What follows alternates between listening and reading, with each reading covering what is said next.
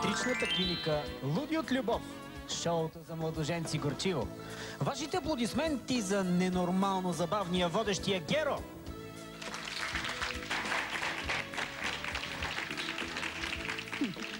Здравейте, уважаеми психари, луди хора, които забравят да си пият хапчета, но въпреки това са усмихнати. Нека да я представя нашите клинични случаи.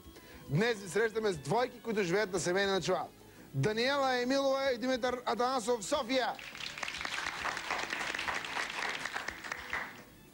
Дани, Митак, здравейте. Здравей. Може ли да се каже, че сте ненормални от любов? Луди.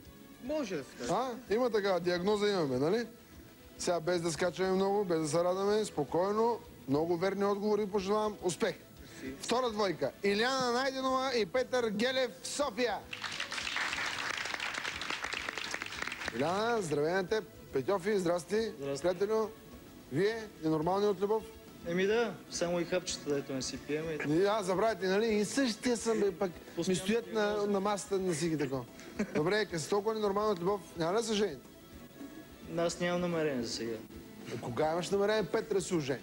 То ще си дойде. Кога ще си дойде, бе? Какво ще Има почувстваш? такава сляпа неделя, са казали хората. Ти тази сляпа неделя, ако я чакаш, няма да стане работа. Ми се фаща и жената иска рокля.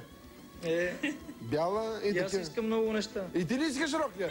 Добре, успех. И трета двойка. Диана Александрова и Мартин Тошев, Монтана. Диана, здравей. Здравей. Марто, здрасти. Здрасти. Няма ли да се женим?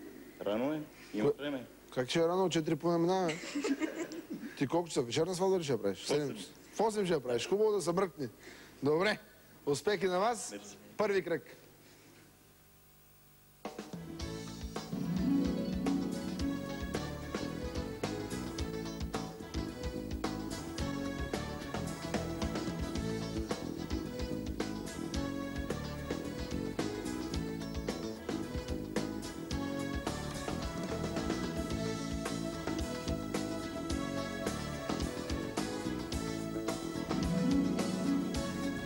Първи кръг е. И започваме за простите. И така, Митак, първи си, чуя прост.